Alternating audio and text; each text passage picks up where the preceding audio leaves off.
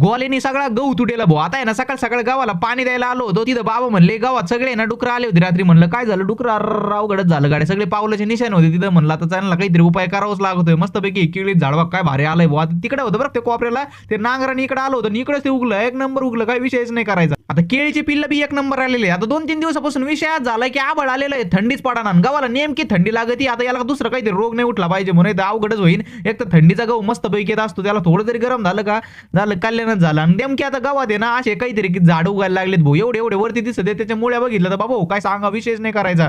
आता हे काटेरी झाडी याचं काय नाही म्हणा, कमेंट मध्ये सांगा. आता मुरली बाबाकडे गेलो होतो मस्त पैकी, बाबा म्हणले जाय खालून पेरू आण. म्हणलं पेरू असते बाबा 1-2 तीच जम बघत होतो, एवढी एवढी बारीक फांती आणि तिला 50 पेरू लागले. तर म्हणलं अवघडच झालं, याचं काहीतरी विल्हेवाट लावा लागणार आहे आपल्याला, नाही ते सडून जाते ना. विशेष म्हणजे एक पेरू किडका नाही बरं घ्यायचं. मग काय घरी आलो नाही टायर कापले. आता कमून कापले तुम्हाला पुढच्या व्हिडिओत कळणार. त्यासाठी व्हिडिओ लाईक आणि चॅनलला सबस्क्राईब करून ठेवा. लई मोठं जग आहे, हरून जाईन कुठतरी.